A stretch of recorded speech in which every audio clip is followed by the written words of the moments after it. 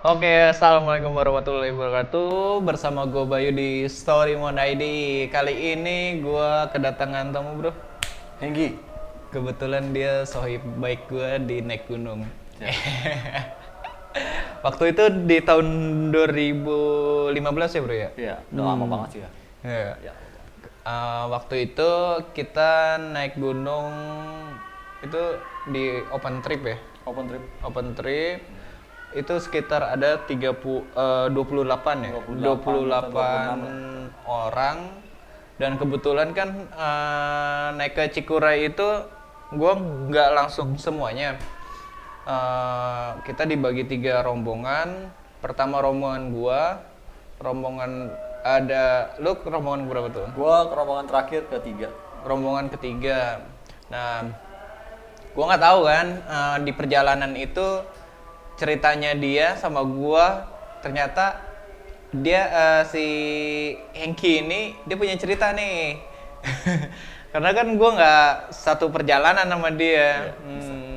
Mungkin nggak usah banyak gua ngomong, mendingan dia aja yang ngomong. Lu ceritain waktu perjalanan lu bro.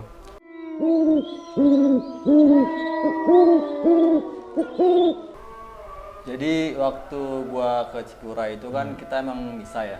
Jadi emang perjalanan itu dibagi 3 grup. Kenapa dibagi 3 grup? Karena grup terakhir gua ini ada ceweknya, jadi cewek 2. Terus yang backupin tuh yang senior-senior yang udah sering naik gunung lah. Jadi panitianya mungkin ya. Jadi sebelum dibagi 3 ini kan emang kita perjalanan tuh dari sore. Naik mobilnya dari sore, nyampenya di sana itu udah hampir mau subuh. Iya. Nah emang kebetulan gue itu nggak bareng sama nih temen gue yang cewek. Jadi dia itu di mobil keberapa gitu ya. Nah yang teman-teman gue ini yang lain ini emang udah nyampe di Pemancar. Nah temen gue ini yang satu mobil ini ternyata ditungguin nggak naik-naik bay. Kenapa kan kita nyari informasi ternyata mobilnya itu mogok di tengah perjalanan mau ke Pemancar. Nggak tahu kenapa akhirnya kita mutusin buat jemput dari Pemancar ke bawah tuh. Kita jalan, itu kondisinya juga udah lagi hujan, udah subuh, udah ngantuk banget kan. Tapi ya beberapa orang lah untuk nugasin jemput teman-teman yang lain. Ternyata di rombongan itu emang bawa logistik makanan. Di sana kan katanya itu nggak boleh bawa daging mentah lah gitu kan. Yeah. Ternyata emang temen gue ini nggak ngomong, dia bawa daging ayam, sarden segala macem kan. Kata sini Brono nggak boleh, katanya. Kan mereka kan nggak tahu karena awal perdana naik. Udah akhirnya kita jemput. Itu jam 5 ketemu tuh akhirnya ternyata emang mobilnya udah nggak bisa buat ke atas lah. Akhirnya ya udah putusin buat jalan aja. Udah jalan jam 6 itu kita udah mulai mau start. Nah ya situ ada pembagian grup-grup kan. Sebenarnya temen gue ini sama gue ini nggak ada masuk di grup 3 sebenarnya, karena ternyata temen gue ini yang perempuan ini tasnya ketinggalan di bawah di mobil yang di bawah itu.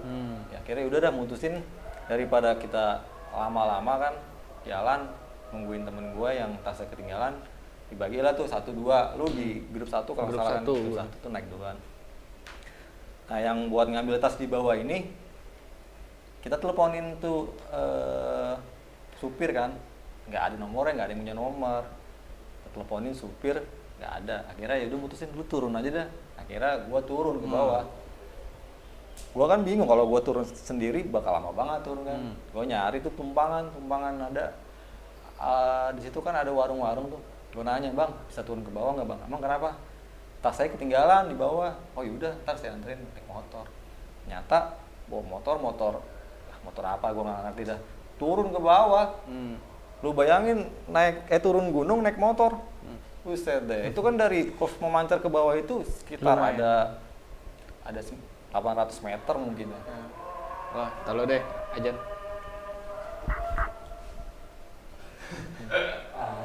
Lu Gue bayangin tuh dari pemancar ke bawah tuh kan terjauh kan. Gue naik motor, gue ngomong ke abang, bang, ini abang sering naik motor? Jarang-jarang sih, anjir toto gue. Udah begitu, pas mau ke bawah, gue papasan sama tuh supir. Dia bawa tas keril kan, anjir toto gue. Ngapain gue turun ke bawah? Ya, akhirnya gue bilang, bang, ya, pak, mau kemana? Ini tasnya ketinggalan. Yaudah pak, saya ngomong. Dia teman saya, oh yaudah. Akhirnya gue bawa tuh ke atas. Nah, dari situ jam 9, gue sarapan dulu dah daripada ntar gue kesana lemes kan. Akhirnya gue jalan tuh, mulai jalan. Rombongan terakhir gue nih ada 6 orang. Gue jalan. Emang dari kalau yang jalan itu enak kan, kalau dari pos 1, pos 2 itu udah enak kan. Cuman gue ngeliat ini temen gue, cewek, keringet basah boy, keringet basah, mukanya biru. Gue tanya kan, kenapa kak? Ini tas berat banget. Emang dari awal, ini gue udah ngomong ke dia boy, kak, kalau lu bawa carrier, bakal berat banget. Lu bawa tas biasa aja deh, ntar sebagian lu taruh di gua. Dia nggak percaya, mungkin karena satu buat style mungkin kan ya. Ya kira gua rembukan tuh sama ketua timnya kan, namanya Mas Ridwan tuh, mas ini gimana mas? Temen saya nggak kuat. Ya udah, lu mau gimana? Lu yang bawa. Sekarang lu mikir aja, lu mau bawa orang, maksudnya buruk-buruknya lu mau bawa tuh orang terus ke atas, apa lu mau bawa carrier-nya? Udah gua akhirin, gua bawa carrier. Gua jadi depan belakang gua bawa carrier. Kebetulan gua bawa kamera, udah kak, lu bawa kamera gua aja dah. Ya, gua paksain kan, jadi setiap mungkin 6 langkah gua berhenti istirahat, 6 langkah gua berhenti istirahat. Itu udah sekitar jam 11-an. Di pos 3 akhirnya gue nyoba. Di pos 3 gue mau akhirnya di pos 3 itu gue sama teman-teman gue nih, jadi kita istirahat dulu aja deh, kita makan sarapan, mau jam 11 kan. Akhirnya gue makan. Nah temen gue ini yang perempuan ini baru ngomong, ternyata dia itu lagi ada halangan, katanya mau ganti pembalut katanya. Gue juga di hutan di Cikura itu kan jalannya itu kan cuman kayak setapak, buat ke sana ya udah susah kan. Jadi mau gimana? Gitu gue udah terusin aja dah, nanti aja di sana bisa.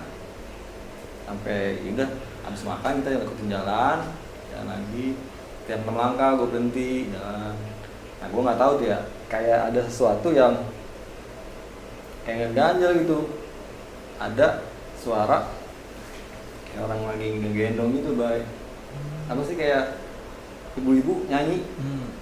Mungkin gue yang denger atau di mereka nggak denger ya, tapi gue ya berusaha buat nggak ngomong, takutnya kan di cewek Malah jadi malah jadi parno kan. Udah hidung. Iya indung gitu, kayak indung tapi samar-samar gitu kan. Dan gue juga ngerasa kayak ada yang ngeliatin, jadi gue jauh dia deket, gue deket dia jauh gitu kan. Ya udah gue putusin ini jalan aja dah. Mungkin itu mah cuma halusinasi gue kan, emang karena gue juga udah capek banget kan bawa carrier. Nah di pos 4 kan emang jalanan itu kan udah agak terjal ya, banyak kayak pohon-pohon, akar-akar. Kita jadi tuh naik udah kayak manjat gitu kan. Lu juga ngerasain kan jalanan dia udah waktu itu kan abis hujan jalanan udah becek banget. Jadi udah becek, gua bawa carrier. Teman-teman gue ini nggak mau gantian. Jadi kan emang gue bawaannya berat. Sebenarnya sih bisa ya. Kenapa gue juga nggak berpikir kita bagi-bagi aja nih satu carrier nih isinya gitu kan. Cuman mereka ya nggak mau berpikir buat kayak gitu, mungkin pada lelah kan. Nah di pos 5 ini kan ke pos 6 itu kan katanya itu ada mitos nggak boleh berhenti. Cuman gua kebetulan itu pas sudah maghrib ya, emang kata dia juga udah jangan berhenti di pos 5 ini. Dari awal gue temen-temen gue ngomong kalau di pos 5 ini jangan berhenti ya, karena ada mitos dulu perempuan yang hilang katanya kan di situ. Nah, cuma kenapa kan ya karena gue berat kan, ya gue berhenti gue makan. Nah di situ lagi baik gue dengar suara indung gitu. Kata gue halusinasi gue makin parah kata gue kan. Nah nggak tahu kenapa gue jalan sebentar, mulai jalan lagi kan sebentar, itu di belakang tiba-tiba ada ibu-ibu sama anak. Kata gue hebat banget nih ibu-ibu sama anak. Nah akhirnya gue tanya, ibu kok jalan berdua? Iya kayak jalan rombongan gitu. Ya akhirnya yaudah bareng aja, gue bareng gitu. Dari pos 5 ke 6 kan lumayan tuh, sekitar berapa menit kamu ke Puncak Bayangan. Ya gue jalan, ya gue nanya ke dia, ngobrol ya balasnya kayak seadanya aja gitu kan, balasnya seadanya. Nah pas mau ke pos 6 tiba-tiba ibu-ibunya udah gak ada. Tapi ya temen gue juga dua ini ya ngobrol gitu sama dia, tapi nggak ada, apa di belakang apa di depan ya gue nggak tahu. Gue ngomong ke temen gue, tadi ibu itu kemana? Gue juga nggak tahu kan. Tapi itu ibu-ibu pakai baju ini ya, apa pakaian pendakian atau? Iya, pendakian, cuman ya kayak baju-baju jadul gitu gue. Ya emang kayak gue juga ngerasa pendaki, cuman baju-baju zaman gunung jadul gitu kayak gitu. Ya akhirnya udah, daripada gue ini kan ya udah jalan aja, lanjutin jalan sama gue. Jalan akhirnya, nah pas mau ke Puncak Bayangan udah mulai ada banyak dikit lagi kan. Nah dari situ temen gue udah tasnya kita bawa aja, kita bawa gotong kayak tandu kan. Kata gue astagfirullahaladzim, dari pos 3 dari pos 2 ke pos 6 itu kan jauh banget ya kan. Kenapa nggak sadar dari awal bawa gitu kan. Nah keadaan udah mau ke pos Bayangan baru inisiatif kayak gitu. Akhirnya ya udah gue udah nggak kuat, akhirnya bawa tuh mereka. Nah pas dari situ tuh udah mulai dengar tuh puncak atas. Akhirnya udah tuh, jadi gue sampai itu dari jam 9 sampai maghrib itu berapa jam? Hampir 7 jam lebih ya? 9-an. Kan normalnya itu kan 7 jam, 8 jam. Nah gue hampir jam 12. Jadi ya gue sampai, gue bukannya kayak rasa bahagia, udah lemes banget gue udah. Yang lain udah pada tidur kopi, makan. Ya gue udah nggak bisa ngomong, kata gue udah gue istirahat aja. Istirahat, macam ada acara apa sih, perkenalan apa tidak, gue mah udah kagak mau ikut dah, gue mau di itu aja kan. Nah tengah malam kan udah pada tidur, udah pada bikin tenda, gue juga udah nggak bantuin bikin tenda, udah kondisi gue udah capek banget. Tengah malam itu sekitar jam 2 gue kebangun itu lagi suara bunyi lagi. Gue mau kencing juga,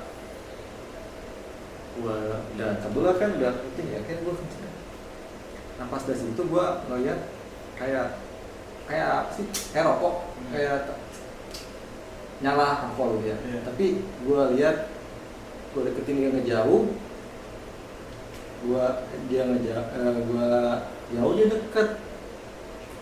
Ya udah gue langsung masuk lagi. Nah, pas pagi kan, nah, gue udah nggak mau nih bawa carrier 2 lagi kan. Akhirnya gue ngomong ke panitianya kan, buat gimana caranya ini carrier nggak jadi masalah lagi buat gue gitu. Akhirnya udah kita cari carrier yang kecil buat bagi-bagi ini sisinya. Akhirnya ya nggak ada tuh carrier yang kecil yang bisa dibawa sama temen gue nih, perempuan ini. Akhirnya dibawa.